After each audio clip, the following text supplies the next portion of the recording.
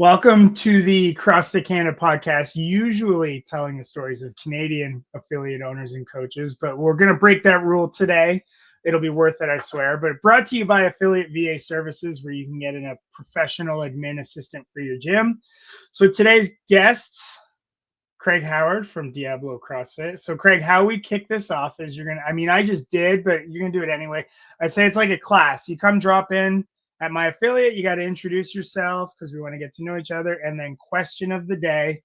I asked this of someone else, but because we are counting down the days to the CrossFit Games as this is being recorded, favorite CrossFit Games event or one that comes to mind that stands out. So Introduce yourself, your affiliate, and then a go-to games event that stands out to you. Yeah, that's awesome. Craig Howard and I'm at Diablo CrossFit. I own Diablo CrossFit, and it's in Pleasant Hill, California. We've been an affiliate since we opened in 2005, and then we officially affiliated in 2006. And I started my CrossFit journey in 2000 at the end of 2004. So I've been doing this quite a while, and I will say though that you've got, I know it's a CrossFit Canada podcast, but if you're going to pick a state in the United States that's most like Canada, this might be it. I think our taxes are probably just as high as yours. I was gonna say, I was thinking of how when we converse over this, of like, yeah, you guys are like Canada West in a way, or BC South. In a way, we got great outdoors and high taxes. But the and then the answer to your question, that's actually an easy one for me. Alessandra Pacelli is one of our coaches here. A Canadian. Yep, Canadian, and 8 times games athlete as an individual, and one of the in history, one of the higher ranked CrossFit athletes. She's a perennial top 10, and she had a kind of a breakthrough year. Was her first year as an individual athlete, and it was the 2013 CrossFit Games. She did a workout called Legless, and in that workout, she was the first one to basically kip on the rope because it was legless, and it was multiple rope climbs with thrusters. Yeah, it was a brutal workout. And I remember sitting in the stands and we watched the teams go, and it was horrible because a lot of them, they hadn't done legless, and you get to the top, and when that last reach at the top, when the ropes, doesn't have much play in it, and people were literally just dropping from the top. And the same thing with the legless, top athletes were just stalled, especially on the girls' side. And Alessandra, practiced in the back with our coach Jamie Lee, the kip, and they actually called it the Pacelli kip. And after she went, of course, the other girls, those athletes adapt very quickly, started doing it as well. And she got her first event win there in that workout. Yeah, Canadian. There you go. That's what we do. One of my favorite CrossFit Games events was, I believe it was 2013. It might've been 2014 then. Similar vintage though. The strength day was the overhead squat.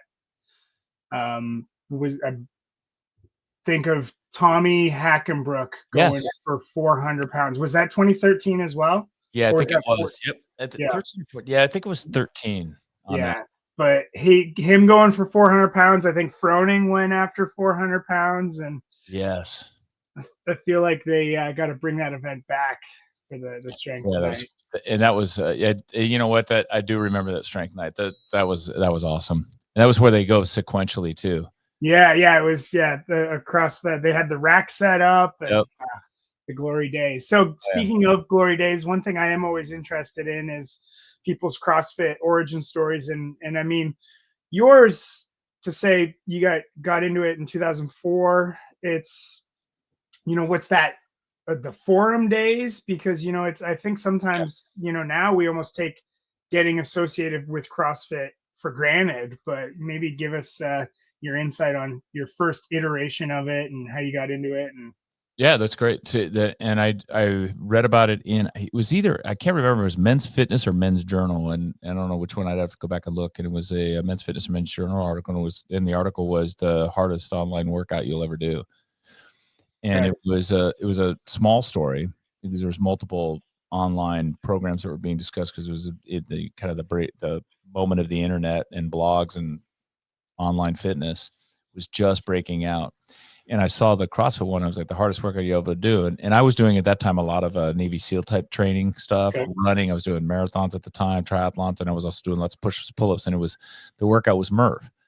And I thought, oh, I could do that. Run a mile, 100, 200, 300. And I did it at it was like a Globo gym. Ran there because it was about a little over a mile to get there. I ran there. I'm like, oh, this will be perfect. I'll go there and I'll do it. And I could do pull-ups at the time, and I did them strict pull-ups. And the first 2 sets of 10 where I'll just do sets of 10. I did for, 2 sets of 10. And then I was like, ooh, and I did 5. And then I quickly got down to probably at about 40 or 50 pull-ups. I was doing singles. Okay. And I was like, I'll just do singles the rest of the way. And then I got to the push-ups, and it was the same story. I started out with like a set of 20, then a set of 15, 10, and then boom, quickly faded. And I did it 100, 200, 30. I didn't know about breaking it up Cindy style. And then 300 squats, and then ran home mile run. And I don't know, it was probably an hour and a half, hour and 45 minutes. I thought, oh, this is unbelievable. I was so surprised. And then you go into the blog. It was on the blog, and you pulled it up and went in and looked at the times. I'm like, oh my God, I suck. Sure. And for the neck, and I probably had rhabdo and I didn't know it. My arms were swollen for like 2 days. I don't remember I would have remembered peeing brown. I didn't pee brown, so I don't think I was quite a rhabdo, but holy crap, I was so sore for so long. And that's what sold me. That's kind of, back in those days, that's what we were idiots. And that's what got us excited, was that on those early adopter phases. And I feel like, knowing fast forward what you had to do during the pandemic, but you're a renegade type, not to label you as such, but so, but in those days, because I think what is interesting is, like, fast forward 21 years, that the delivery of it has changed so much, but some of those purist things stay the same. And what I'm getting at is, was there names on the forum? The more you started going on daily, was there names on the forum that you were looking for, either before you did the workout or after, to compare against? You did. It's interesting is you would pick, 2 or 3 people that were on the forums that you kind of related to in terms of times. What was really cool about the early days too, is there were about 4 or 5 people that were consistent on the forums.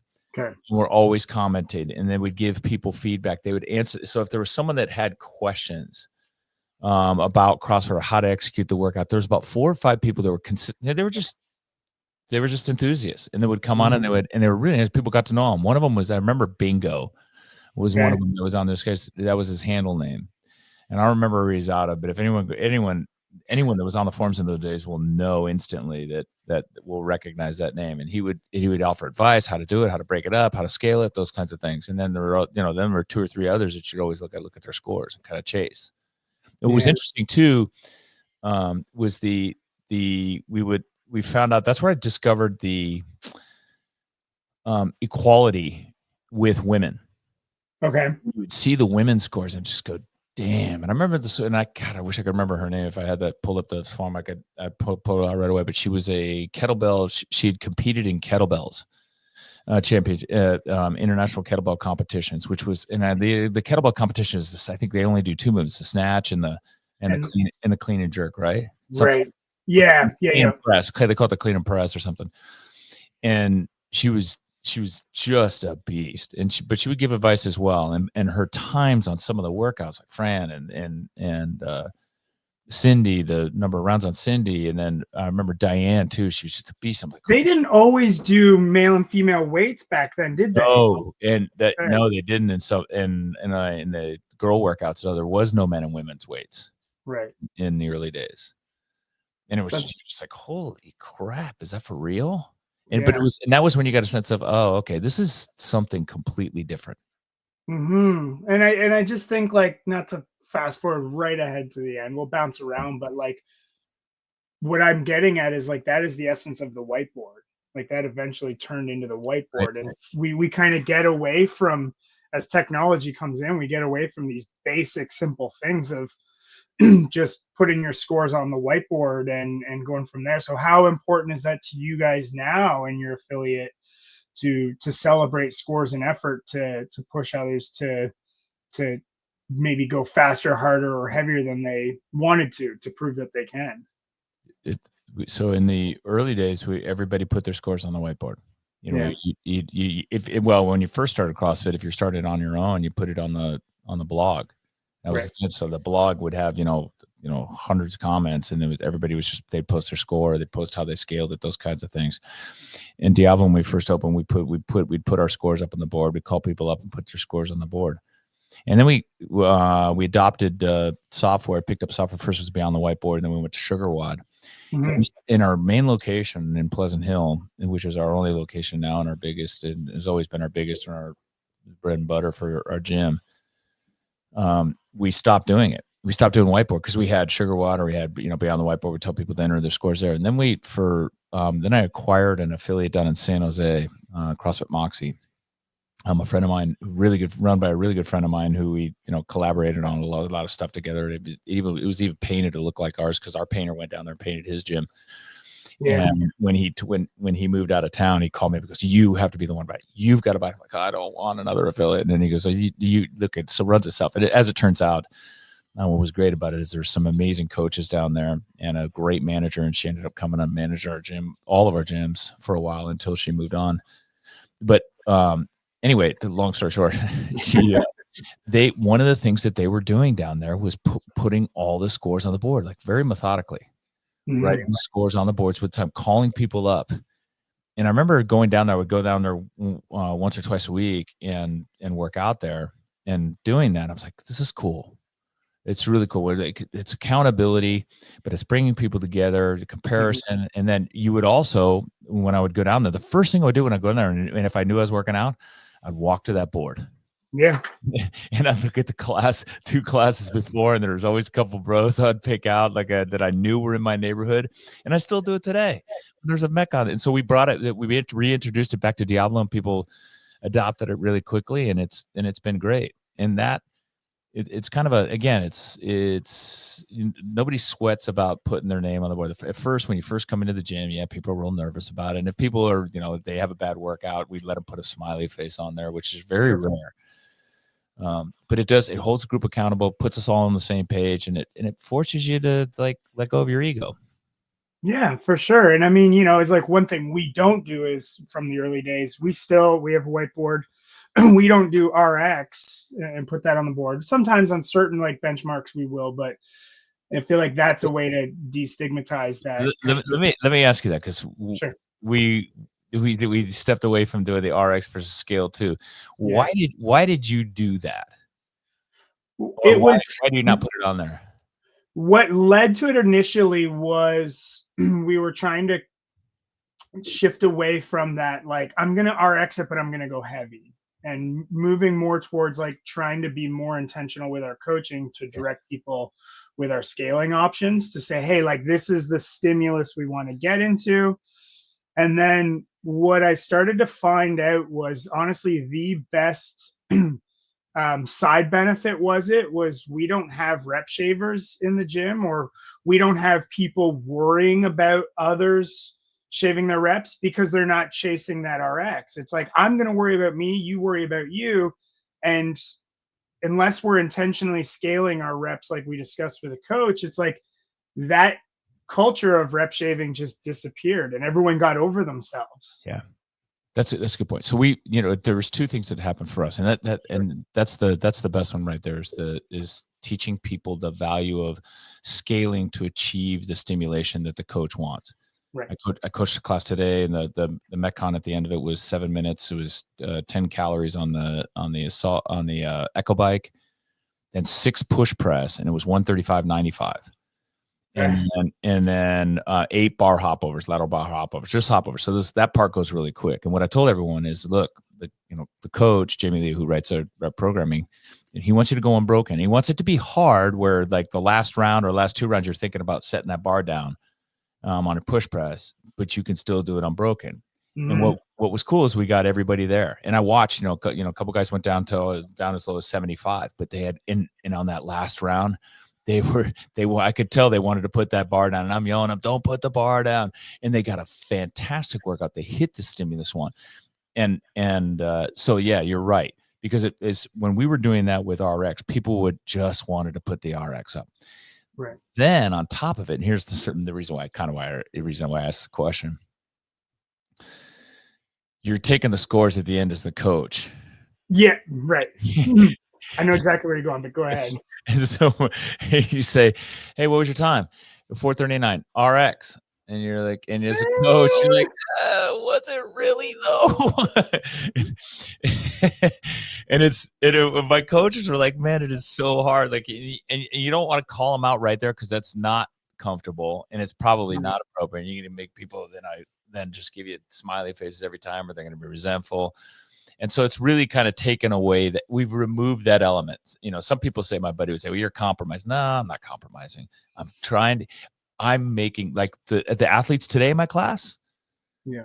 They learned about the stimulus, and they had no problem scaling. They didn't give me any grief. It was great. Well, and it is true. Like, that is a side benefit. I'm always like, I know you didn't. But then in my head, I'm thinking like, okay, well, I need to have potentially that conversation offline. Yes. It doesn't need to be a group discussion. Right. And really, like, going back to like a coach's intention is like, it's up to the coach to communicate and hold that standard right from the start. And I think of, I lament about the early days. Like, it's not, wouldn't say it's compromising, it's evolving and refining. But, as early days, I think of the like range of motion being huge in class. And like, it used to be like, no rep, fuck you, that's a no rep, be a better human, you're a shitty person. And we would, like, in class, so then you'd be like, I'm gonna squat until my butt touches the ground and stand back up, because that's what we do. Like, right. So but then I always said, it was like everyone got really, really fit because they did all push so hard. So how do we kind of balance those, or how do you guys balance that? Like, because you obviously now too have a successful business, right? Yep. So here's how we do it, and it is generational. The first people, the first adopters, the early adopters of CrossFit, came out of usually the fitness world and wanted more. They were the triathletes who wanted more, the weightlifters, the Navy SEALs, and it really kind of had a military event where we were in the shadows of 9/11. So, people were very patriotic and wanted to do what the military was doing. CrossFit was very popular in the military. We had this whole overall theme: hardworking, gritty. You don't want to let your comrades down, and so that essence of, hey, do it the right way or don't do it was okay with us. That first generation, we're used to being, told what to do and then doing it. The next generation, the generations behind us, is different. They're lesser experienced. They haven't done, I don't know about you, but now when our folks the people that are coming in, they've done some fitness, and now they want, they know they need that. All the influencers are telling them they need some intensity, they need some strength training, and they know CrossFit is a place to deliver that. But they're not coming out of an environment where it's, gritty, tough, with a lot of accountability. And so we're dealing with a different type of person. And so we've adjusted our coaching to accommodate and get people comfortable. And then over time, then we start to get, more discipline. Now, related to that, we hold the line on benchmark workouts and hero workouts. Sure. Tomorrow at Diablo, we're doing the chief. Okay. So CrossFit hero workout, honoring chief petty officers. And on Wednesday, my coaches meeting, I said, no fluff, no crap. If people need to scale, that's fine. Scale to a push for the push-ups. Remember, that's 5 rounds of 3 power cleans, 6 push-ups, and 9 squats. Yep. And you do 5 3-minute intervals with a 1-minute rest in between. And what happens is, inevitably, is the push-ups start going to crap, or the squats don't go deep enough. And I told them that there's no excuses on a hero WOD. And so we leverage that opportunity with our members. Our coach will say, look, this is a hero WOD.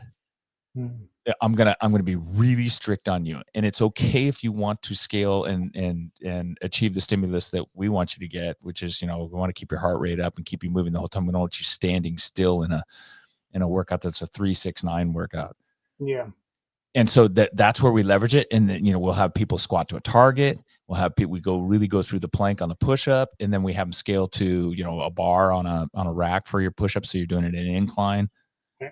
But heroes and benchmarks are the way we can be stern. And with our other classes, we simply, do our best. Mm-hmm. And I mean, have you seen in your time frame, like some people like ride that who maybe are unwilling to evolve the product? And do they hold that line a little too far into basically, I don't want to say like having to close down, but they, like where to the point where it affects their business? And at that point, I always think like if CrossFit is so effective, but you're not drawing anyone in to do it, then maybe it isn't so effective just in application, I talk to our coaches. It's being an owner and a coach. We walk that fine line of creating the best hour of the day. Yeah. And holding the standard. And that's the emotional IQ it takes to, know when to shut up and let people just do a workout, and taking the opportunity and recognizing when the client is receptive in order to get them to hold the standard. Mm-hmm. And then also talking about the standards, in advance, in the class, during the workout, during the warm up, especially really walking through the standards.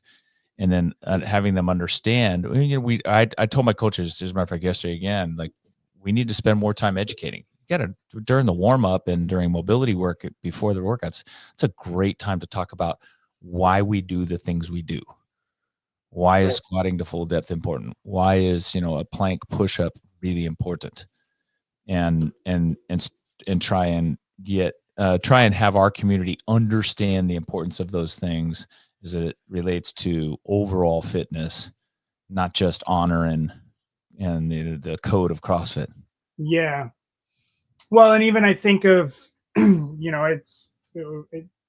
Ackerman had a post a long time ago. You should be embarrassed as who you were as a coach. And a lot of people got all upset about it. I thought it was great because it was. And I am embarrassed to say this, like we used to, and I haven't been around nearly as long as you have, but in 2013, when I started coaching, the warm up was on the board, and we as coaches wouldn't come out on the floor until like 10 minutes into class, and you were responsible for being warmed up. And if you weren't, then you were a terrible person, and a pox upon your house. But and I think we laugh at that, but maybe not like a coach not being engaged, but it's like, hey, there's the warm up on the board, go, and then just kind of standing back, versus really whoever is taking the floor, like you got to be going from bell to bell, engaging, assessing, educating, inspiring. How important is that for you guys? And or maybe clearly it is important, but do you see that getting lost sometimes, especially in the folks who struggle with their business? So the answer to that question is yes. I do see that getting lost, and it's unfortunate. And I think CrossFit's a victim of its own effectiveness. Okay. So you can do CrossFit and you can do ineffective CrossFit and still get pretty freaking fit. Yeah. The other thing is it's also a victim of its simplicity, right? It's amazingly effective, yet it's so freaking simple. However, it is also measurable, observable, and repeatable, and it's backed by results that are, again, measurable, observable, and repeatable. And so when we do a particular workout, a Fran, and we're looking for a particular stimulus, we measure our performance by how fast we go, but it's how fast we go. And if we do it again and it's faster, there's only one thing that happened. You got fitter, or you're moving better, moving better is essentially becoming more fit. Well, if you did the first time with half squats and chin under the bar pull-ups, and the second time you do it, you did full squats and chin over the bar, but you were slower, you might think, I'm getting less fit. This sucks. But by holding people to standards, it allows us to use the science of CrossFit, essentially increasing the distance. It allows us to basically demonstrate, hey, something is happening here. But there are very few methodologies out there that are as evidence-based as CrossFit is, if at all. And what's amazing about CrossFit is the evidence is, every time we do a workout versus, others where it's, well, let me see what my heart rate is. Let me see, what my, if I lift it a little bit more, but, I do more sets, CrossFit every single time, everything we do, measurable, observable, repeatable. And it's backed by, years and years and years of data. Well, if you want to make that data valid, move properly. And that requires education on our part. And so I want to make, which helps by teaching our members, and what I've told my coaches, teaching our members and talking about what we're doing every day, from the warm up to the mobility to the workout itself, gives them buy-in to what we're doing. Oh shit, this isn't just a workout where I'm coming to, get a sweat on. This is something these guys are thinking about. And there's evidence to support its efficacy. And wow, okay, it's more than just a workout. Well, and again, as I was thinking about our conversation, and like I said, I reached out and said we bonded over the pandemic because in California and over in Canada, and especially in Ontario, very similar pandemic restrictions. And I'm inspired and think of you in the middle of your town square with your truck. For those who haven't seen it, it was great, but Canadians will resonate. Basically, you had your truck with a Diablo CrossFit across the side, and woo. Yeah. But what leads me to think of that is like I don't think you're the type of person who asks for permission to maybe do anything, but the point is what I'm getting at is, from the application of the product CrossFit, is we need to be educating the members consistently and constantly about what the program actually is, as opposed to them trying to tell us what they like to do. And the worst thing you can do is listen to that. That's right. The excuses of the members, it's important to listen to excuses that are related to range of motion, pain, right. But it's also important to help them understand the value of what we do and gain their confidence so that they can trust you to take them to the next level. Mm-hmm. If one of the things that I do, and my members will tell you this, on running days, I'll come this, we have C2 bikes. We have about 8 C2 bikes for people that have knee injuries, those types of things. Mostly, occasionally we'll put in a workout with a C2 bike in it. But those C2 on run days, those C2 bikes, I see those C2 bikes come out with the same people. And they know when I come in, if I come walking in and they're on those C2 bikes, they know there's going to be a comment. I do not hold back. I'm like, what do you, if we have a big fucking earthquake here in this gym, these big cement walls, you're going to want to get out of here as fast as possible. Are you going to go get your bike so that you can ride your ass out of here? Or are you going to run out of here? Don't you want to be prepared for that? Do you want to be the last ones in because you're trying to figure out how to get your bike unlocked and so you can ride your bike out of here? So I remember this, and it's but it is, and it does resonate. But those types of, of course, in a practical application, what we'll do is, and we've been doing this now more with people that will completely substitute. We're like, you know what? Here's what I want you to do. We've got 6 200-meter runs in this workout. There's 6 rounds. There's 6 200-meter runs. I want you to, every other one, walk or jog one of those 200s. So every other one, and then you can come in, you can ride the bike on the other ones. Right. And we make sure that, and Coach Jamie Lee, our head coach, he says, look, man, most of the time he goes, they haven't gotten warmed up enough.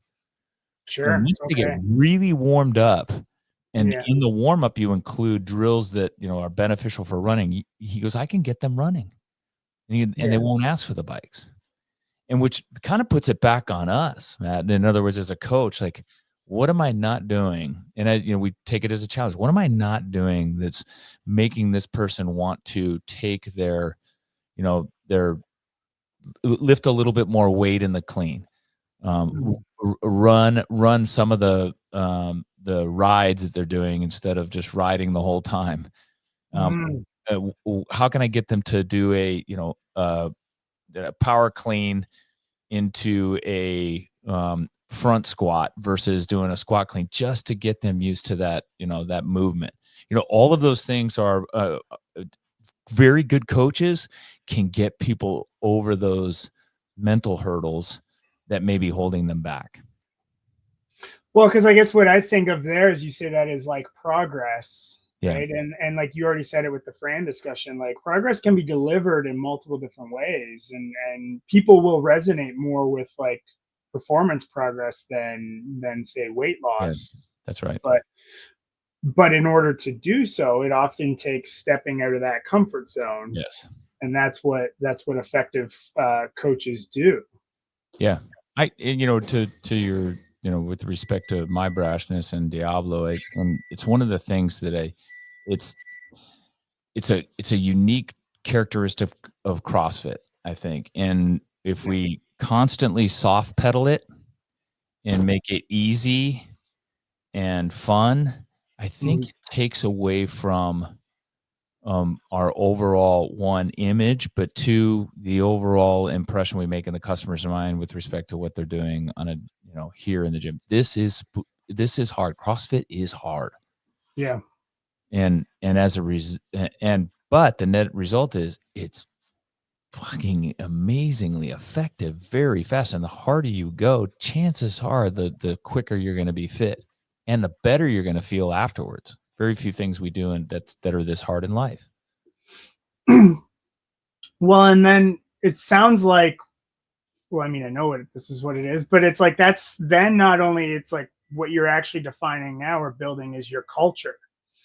Yes. Because you kind of have to have a way to start to weed the people out. And we at my gym, half a full country away, we would try to figure out if someone's looking for an activity or for a true lifestyle change. And it can be easy in business to just say like, oh, well, you want to come in and sign up, great. But anytime someone starts to use that, like, I want to complement my pickleball, it's like, you want an activity to go along with it versus actually coming in and working hard. So that's right.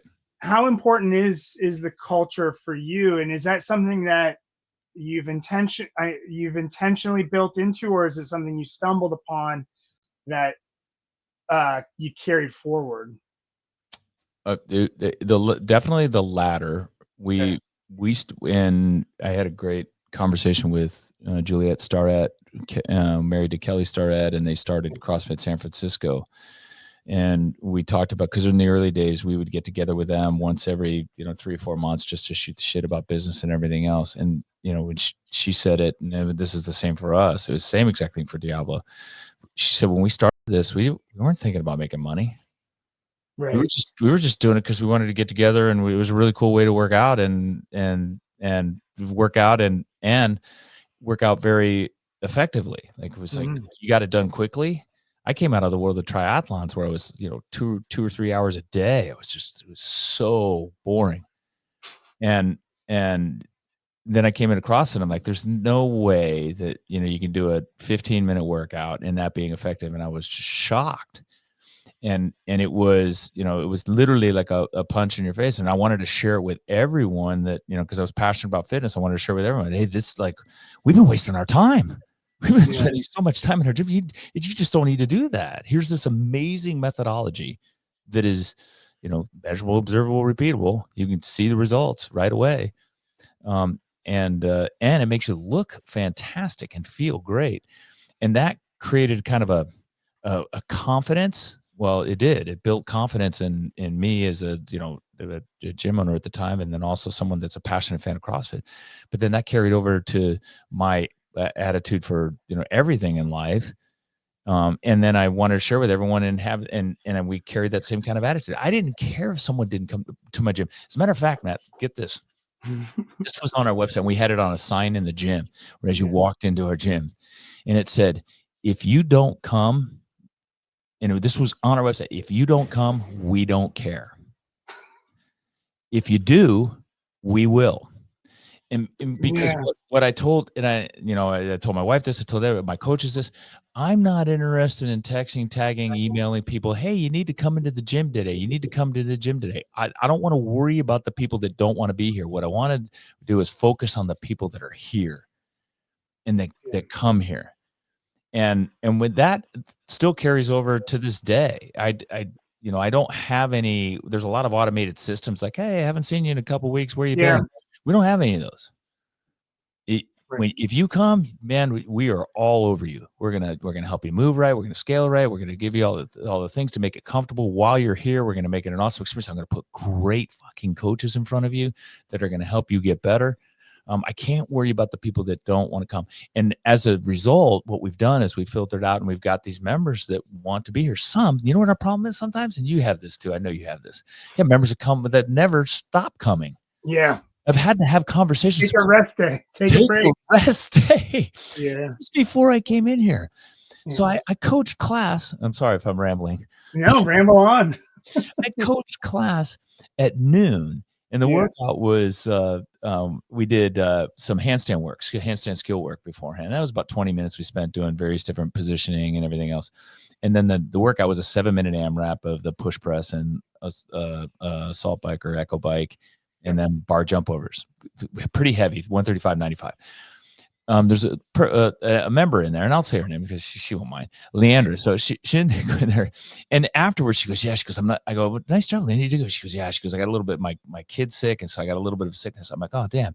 And I see Leandra in here almost every day. I go and after I coached class, and I went up front, and I was talking to people up front. And I'm grabbing something to eat really quick. Then I remembered I had my fucking podcast with you. So. Yeah, we didn't get into that yet. But then I look, and as I'm walking to the podcast, walking into the room to go do the podcast, I look, and there's Leandra, and she's working. I go, wait a minute, what's she doing? And I go back in the lobby. I go, what's Leandra doing? She goes, she's doing yesterday's workout, which was deadlifts, and then a 10-minute Metcon. I'm like, she's doing what? She's doing yesterday. I go, she's sick too. 7 days a week. So she's one of those ones we got to have a conversation with. And I know you have those people and who think more is better, and more CrossFit is not always better. But I mean, it's like, I'd rather have a culture of those people than the ones you constantly have to remind. And so, and I think it's like, right. And I want to start shifting this towards like business owner responsibility. And so we use Push Press as a software, and I love those guys and I love everything they're doing. And I get on the Push Press community, and someone says, well, hey, I want to increase my retention. Is there a workflow that can help with that? And, because you talk about these automations and such. And I just think like that energy and effort should probably be looked at within, in the sense, what are we offering or not offering that is causing people to not come? What kind of like group of people are we assembling that they don't want to come? So like, how much like, I just think like ownership that affiliate owners should be taking for the things that are happening inside their four walls, and not looking outside of them to improve them. That's a great way to think about it. Why don't they want to come more? Right. And getting an understanding of that. It starts with, and my buddy TJ Belger, who owns TJ's Gym since 2002. Wow. He says, you need to, it's all about talent and capital, right? So if you're going to expand your business, hire good talent, and then add capital or grow capital, right? Yeah. And the talent side of it is I think one of the most important components that people overlook is who are you recruiting to be your coaches? Do they have the emotional IQ to run a class, recognize when someone needs help or wants help, or someone that wants to be left alone to do their own thing? Can they do that well? Do they communicate well? Are they passionate about what they're doing at the gym? Are they passionate about CrossFit themselves and sharing that passion with others? And I think it really begins there with the talent that you're doing, and then keeping your talent educated and enthused about what they're doing there at the gym. We do weekly coaches meetings. One of the things that, we do when someone comes into the gym, we do the no sweat intros, which is the two brain business guy, Chris Cooper. We've been doing that for, I don't know, 10 years now, at least. They come in and there's not a script. We do have certain things that we want them to tell them, like, make sure you show them this, make sure you show them this, or make sure you show them this. I show them these things, but the words are yours. And so, and what I tell everyone that's doing that, everyone at our front desk to do it, I go, all you're doing is sharing your passion. I want you to talk about your experience with CrossFit and share that passion, because sales is really just a transfer of emotion. Yeah. You're transferring your excitement to them. And if they'll sense your excitement. Oh, this is where we have our strong class. This is where we do our Olympic lifting. We've got Alico bars here. We do a class here Tuesdays and Thursdays. The coach is amazing, which she is. And that's why people go. She said that I've got this amazing Olympic lifting coach on Saturdays. And then I got another one that comes on Tuesdays and Thursdays. Corey's just like, the guy he could get you excited about anything. And, I can get you excited to go to that class. And it's that transfer of emotion. And I expect, and my coaches, you can tell they work out regularly. They're passionate about this. If you go to our website and you look at, you go to our team, and this is the other thing is on our website, you click on it and there's pictures of all of our coaches, but at the top it says, you must be a badass. And it's something that, this from the old, when I used to go to the gym, I'd go to the gym back in the day and I'd walk in and the person at the front desk looks like they'd never worked out. Right. And I'd see personal training, and that used to bug me. Like, wait a minute, are you just here just to educate and make a buck? And that's fine, but I want my coaches, they don't have to have like these amazing physiques, but they have to be passionate about what they're doing. They have to be passionate about CrossFit. They have to consume data. They have to consume educate. They have to get educated and keep themselves educated. And if all of those factors in place where they're enthusiastic, they'll do great at this gym. And what it does is, all the way back to your question, is what that does is it gets people wanting to be here. They want to be a part of that. They want to emulate our coaches. They want to emulate my wife and I, who are obsessed with this shit. And I think games athlete, your wife. Yeah, she is. That's what's and I think that's really the key. And then if you're spending time worrying about who's not at your gym, you're going to end up with more people not at your gym, because you need to be focusing your energy on the ones that are there, and they'll make referrals. This is something we also did about 4 or 5 years ago. My wife and I were talking about this, and like recruiting and marketing who we want. And we what we said is like, who are our favorite members at Diablo? Who are the people that just like tell that they're always sharing, they're always recruiting, they're there all the time, they're exciting, they're fun to be around. And we kind of identified in our minds just to have the picture of who those, tell you the same 5 or 6 people that who are like ideal members. And we wanted to keep that picture in our minds because that's the type of person we wanted our gym. So when we think about who we talk to and how, who we target, that's who we're targeting. That's who our ideal member is, those 5 people. And we want more of those 5 people. And guess what? We do. Yeah. We have a lot of them now, and they bring their friends and they help us, they recruit. And now all of a sudden you got a community that you really love being around. Well, it's like, and you, Seth Godin, people like us do things like this. Like, you got to build the culture of more people like yourself. And it is interesting. Like, if you focus purely, and maybe it's, if someone's struggling or building their business, it can be a little more distracting. So that's why they do it. Focus on the people that aren't there. But it's like, you're only focusing on the people that aren't coming. You're only going to think about things that they aren't doing, as opposed to, hey, get the people, jazz up the people that are coming, get them to come a little bit more. Even we do a free summer upgrade to get people just come more. you can just shift that thought from, oh, it's summer, I'm gonna come less, but then tell them to bring a friend. Do a bring a friend week. Don't overthink. Go ahead. Yep. We started doing those again. We hadn't done those in years. And I don't know, was someone posted best hour of the day? All those guys posted, do bring a friend, bring it. I'm like, oh, you know what? Yeah. All right, screw it. We did bring it. It was so much fun. So much fun. And we did a partner workout with it. So you bring a friend, and then you got to do a workout with them. Yeah. And I'm like, oh my God, how come we haven't done these sooner? We just had a blast. And we have 6 or 7 signups in one freaking bring a friend day. But then usually what people do, and I say people like affiliate owners, they want to overcomplicate that process, right? Like, oh, they got to do this, and then they're going to get an email a week before, and we got to make sure the programming, like, man, we'll open the floodgates. Like, we don't have a massive space, but we'll still do 20-person classes. It's chaos, but the coaches are primed for it. And then guess what happens when the friends come in? And I know you this to be true, but hopefully the tens of people listening, like, they're like, holy shit, it was a party in here. This is kind of something I want to be a part of. Like, yes. And then you can sell them on the CrossFit stuff later.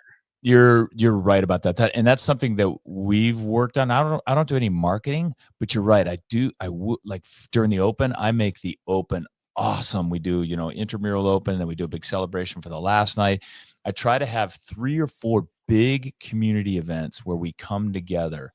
And there's some gyms that I get jealous. I look online and they'll do outings and stuff. And I'm like, oh man, I need to do one of those. I need to do a daily, once a month ruck somewhere out in nature. And all that stuff is great because you're bringing your community together. Now, guess what? That's where all their freaking friends are, is your gym. And they ain't going to give that up. I love seeing people. One of the things that, I post, I had a post on my Instagram. I posted on Diablo's Instagram.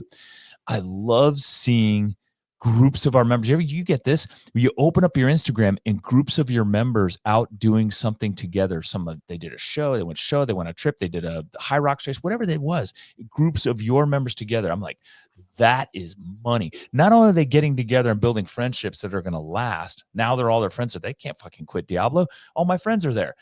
But they're also promoting your gym by posting that stuff. Yeah. Like, hey, I want to be part of that cool kids crowd.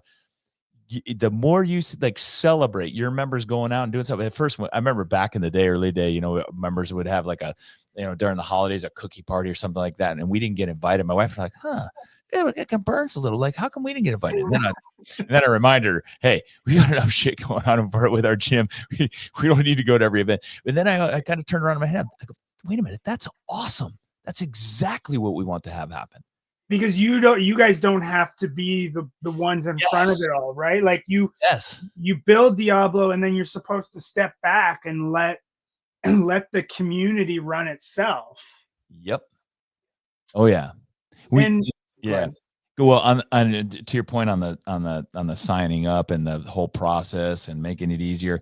I remember again back in the very early days, one of the very first partners, he was out within like 3 months. He needed his money back. He's in the filmmaking business. He's a very successful filmmaker now, by the way. Yeah. But Rob Barnum, he said this. We had this the sign up process for Diablo was a pain in the ass to get through our website, and he said to me, "Look, if they can't figure out through our website click through and how to sign up and come be a part of our gym, do we really want them in our gym?" It made me think again. It's like we worry sometimes too much about the small stuff, right? And I remember everybody said, well, you don't even have there's some gyms that they don't even have their phone number on the gym. I'm like, you know what? If they really want to get to your gym, that's not going to be the difference maker is your phone number not being on the gym. If they really want to work out, you're going to get a better member but they had to jump through 6 different hoops to figure out how to actually get into your gym. They probably really fucking want to be there.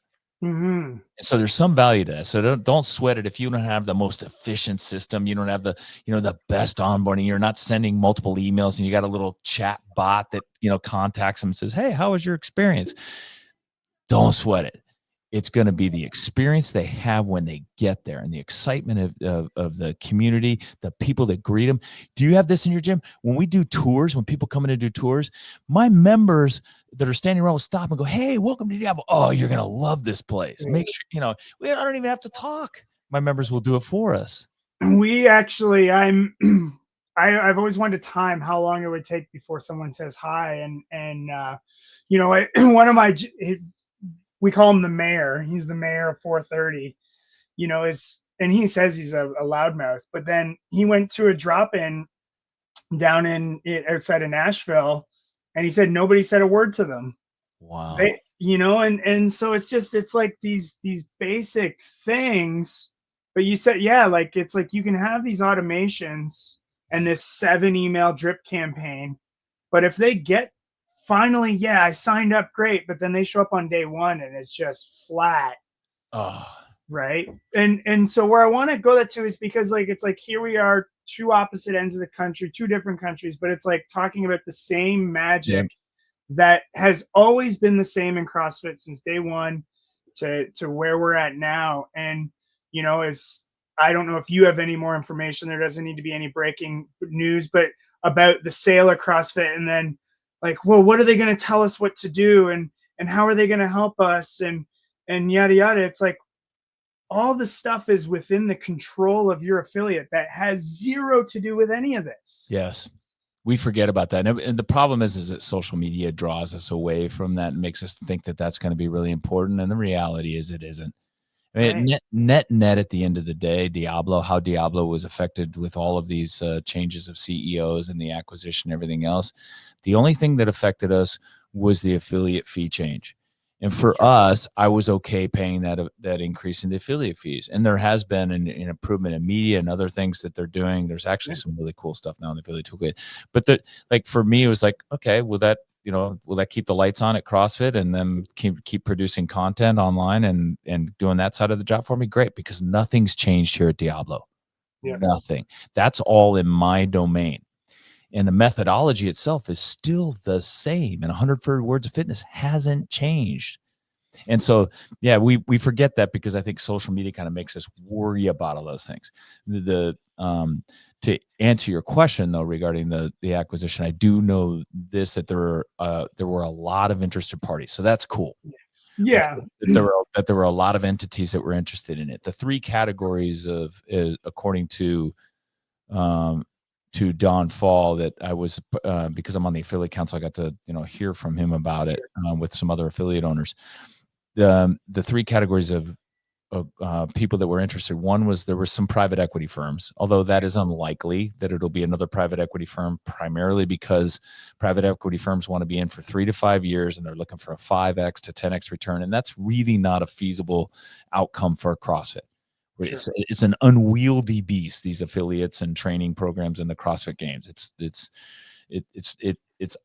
very unlikely. So the next group of people is sports fitness companies, apparel competitions, companies that are in that space, in the sports fitness space, competition space and apparel space. There's a few of those that are interested in the company. And I think one of them has been tossed around, which is the Northern Spirits / B Sport guys. And then the other one is the rich CrossFitter. There's a few people that are exceptionally wealthy or have access to a lot of capital that are passionate about CrossFit and how CrossFit changed their lives.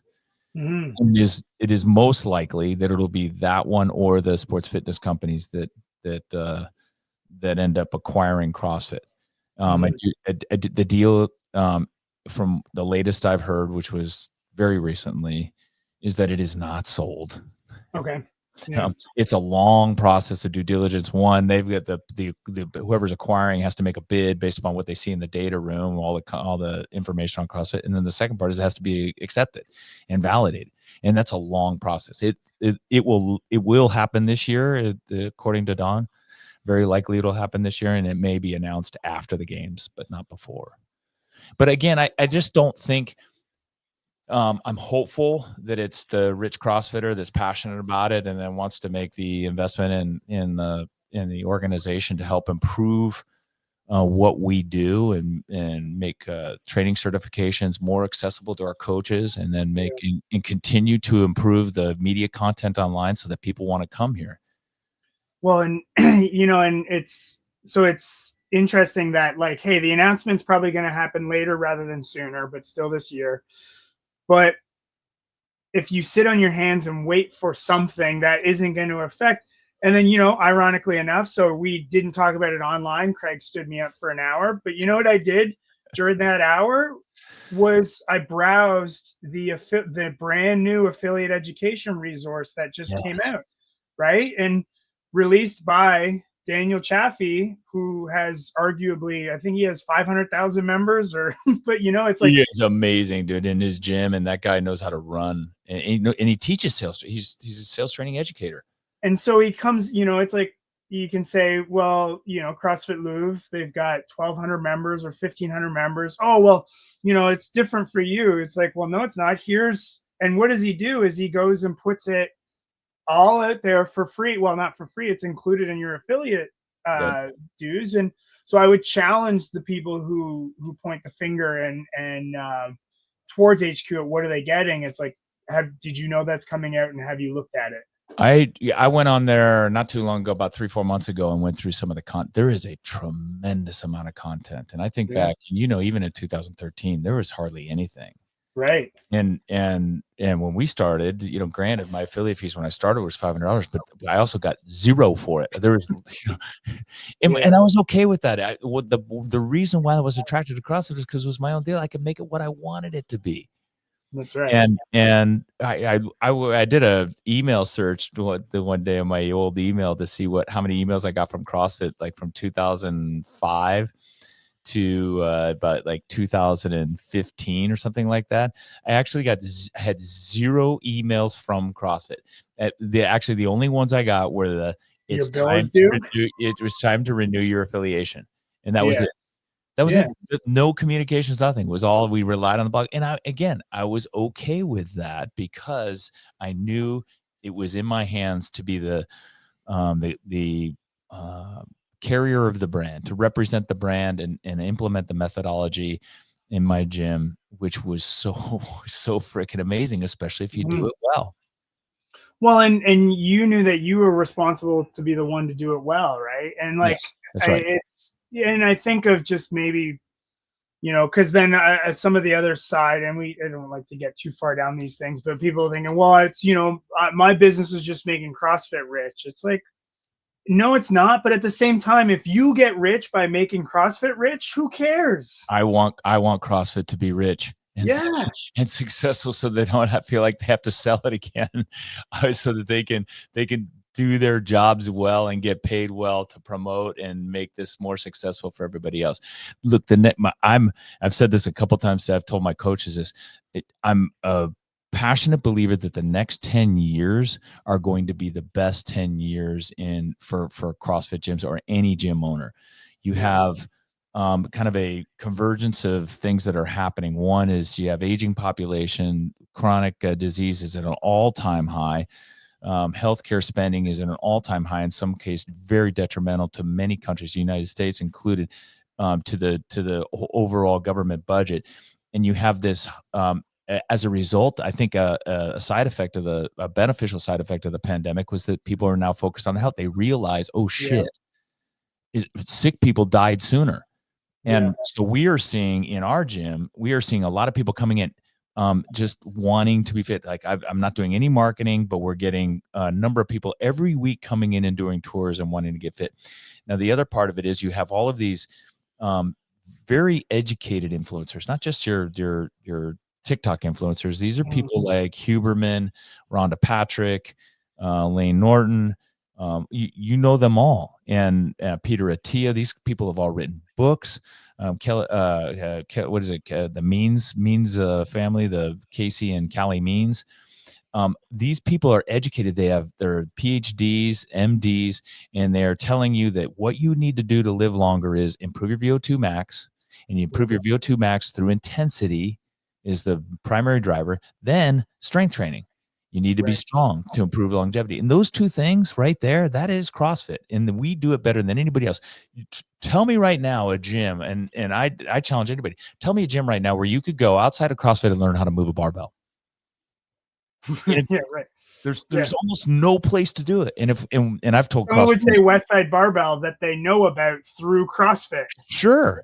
Yeah. And Westside Barbell's got maybe a location. Louis Simmons, great guy. There's very few places where you can go and actually learn in a really meaningful way. In a group class where you're going to break it down, you're going to start with PVCs, then you're going to go to an empty barbell, and you're going to do it, and you're going to do it right. Learn how to strength train. We have that unique advantage and I'm getting people, I don't know about you, but I'm getting people coming in, and we've had people come in and say, I need to get stronger. I want to do strength training.